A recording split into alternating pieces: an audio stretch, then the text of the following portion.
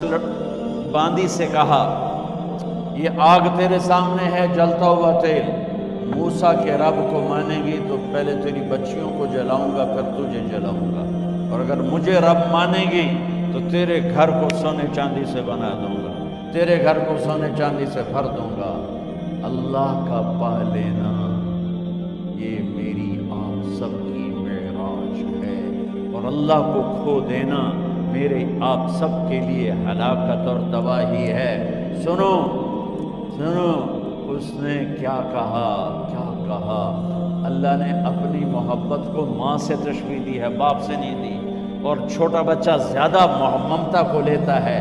وہ کہنے لگی فرعون یہ تو میری 2 ہیں، میری 100 ہوتی تو اللہ کے نام پہ آج میں قربان کر دیتی۔ فَاقْضِ مَا أَنْتَ قَاضٍ، کر جو تجھے کرنا ہے۔ تو پاگل ہو گیا، غصے میں کہنے لگا اس کی بڑی بیٹی کو ڈال دو۔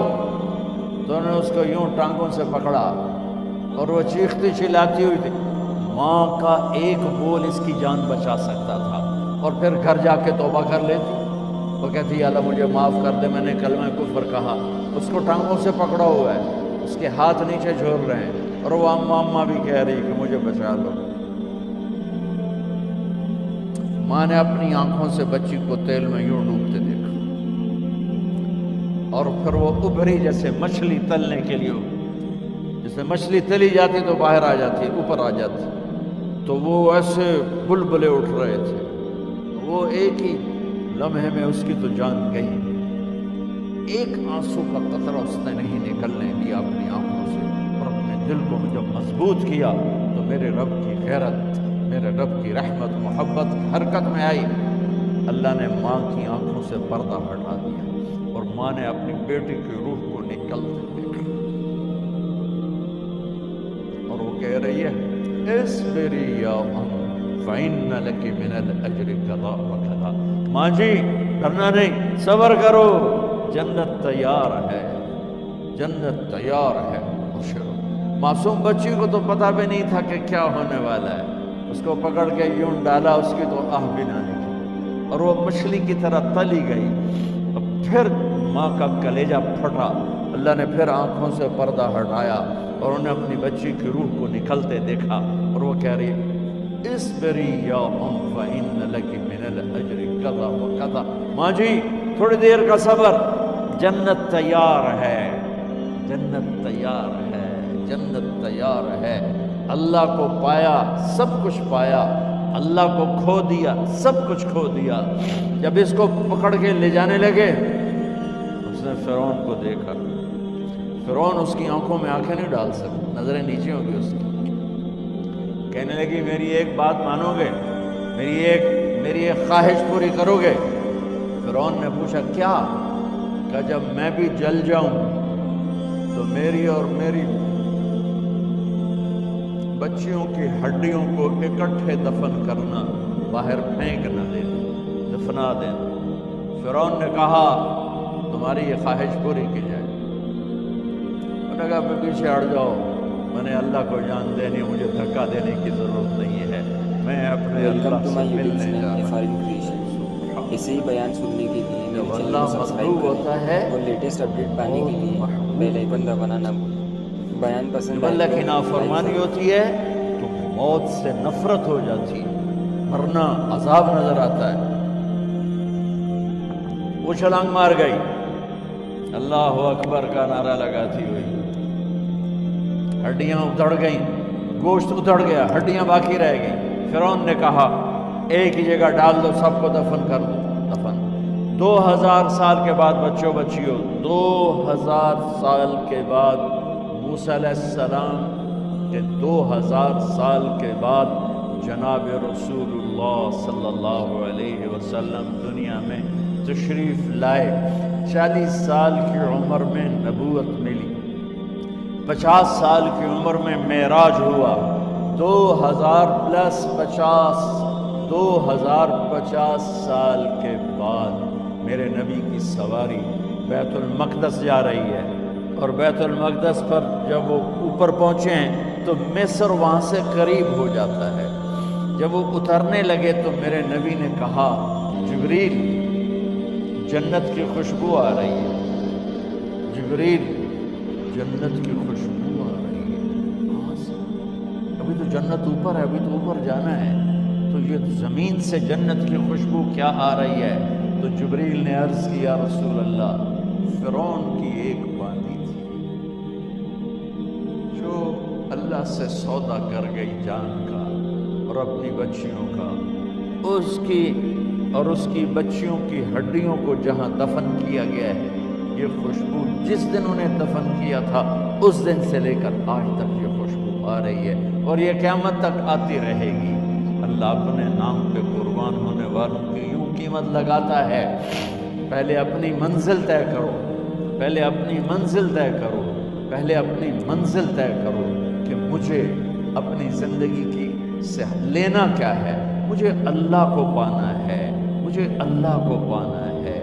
मैंने अल्लाह की कसम, अगर अल्लाह राज़ी है तो फिर मौत से बढ़कर कोई तोहफ़ा नहीं, इससे बढ़कर कोई खूबसूरत पैगाम नहीं। और अगर अल्लाह नाराज़ है तो मौत से खौफनाक कोई पैगाम नहीं। उमर बिन अब्दुल अज़ीज़ 3 बर्रे आज़म पर हुकूमत की। उमर बिन अब्दुल अज़ीज़, बनु उमैया,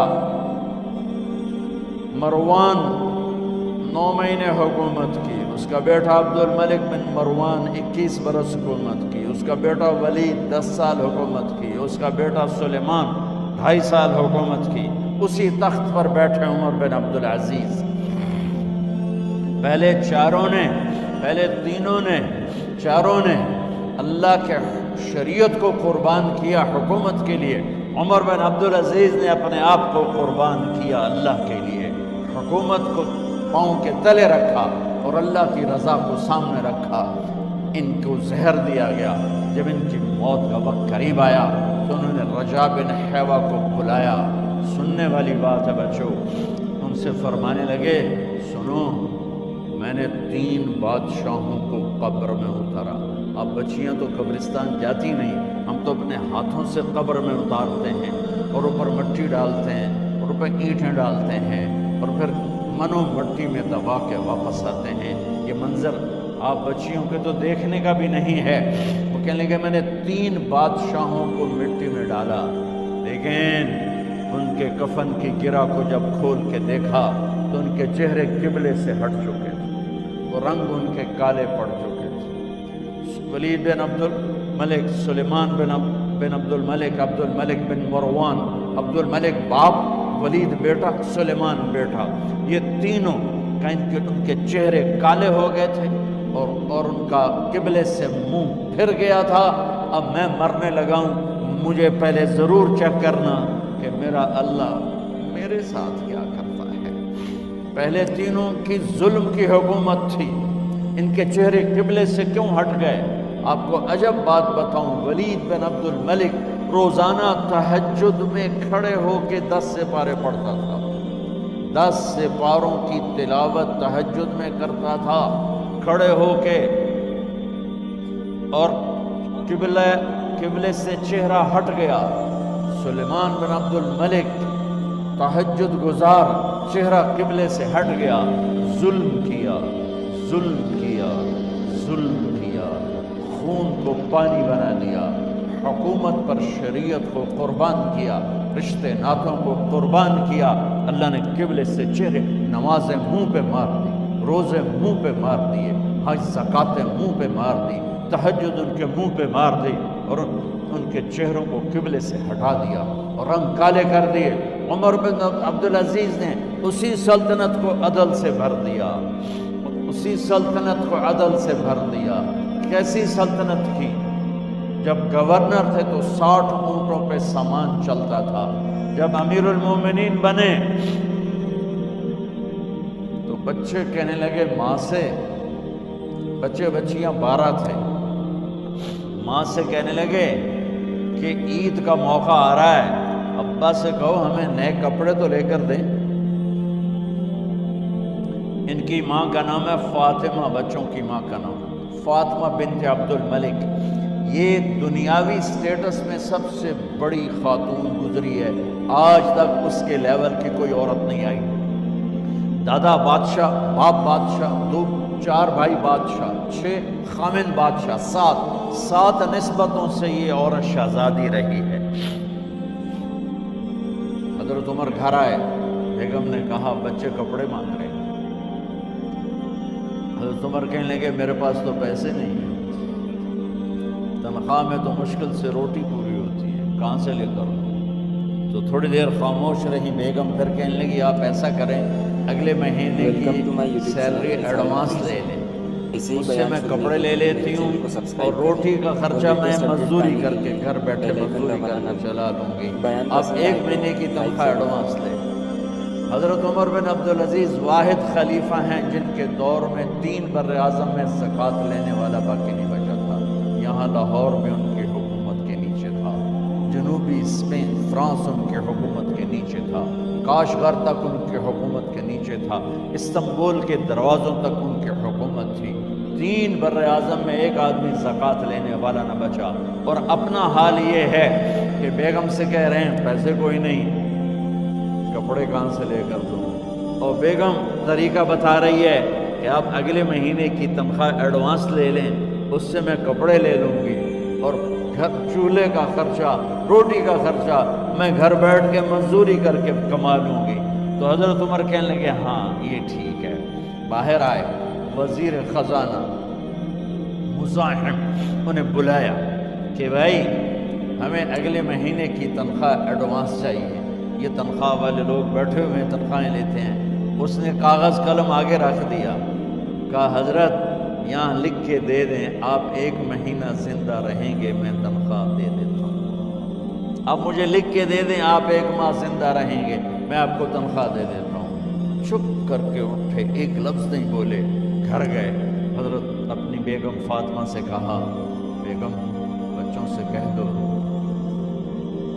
کہ باپ کے پاس کپڑے لے کر دینے کی سکت نہیں ہے، اور خزانے ایسے بھرے پڑے تھے کہ زکوٰۃ لینے والا کوئی نہیں تھا۔ عید کی نماز ہوئی، نماز کے بعد جب ساری فیملی ملنے آئی اور بچے بھی ملنے آئے تو ان کو دیکھ کر ان کی آنکھوں میں آنسو آ گئے۔ کہنے لگے بچوں آج تمہیں دکھ تو ہوگا اپنے باپ پر کہ ایک جوڑا کپڑا بھی لے کر نہ دیا عید کا۔ تو ان کے ایک بیٹے نے کہا ابا جان آج ہم بڑے خوش ہیں، ہمارا سر اونچا ہے کہ ہمارے باپ نے مسلمانوں کے مال پہ ڈاکہ نہیں ڈالا، ہمیں قربانی کا بکرا بنایا لیکن مسلمانوں کے مال میں خیانت نہیں کی۔ یہ ان کا طرز حکومت تھا، اس طرح انہوں نے حکومت کی۔ گھر میں تشریف لائے تو بیٹیوں سے بات کی تو انہوں نے منہ پہ ایسے دوپٹہ رکھا ہو، منہ پہ دوپٹہ رکھ کے بات کرے تو فرمانے لگے کپڑا تو ہٹاؤ، دوپٹہ کیوں رکھا ہوا ہے؟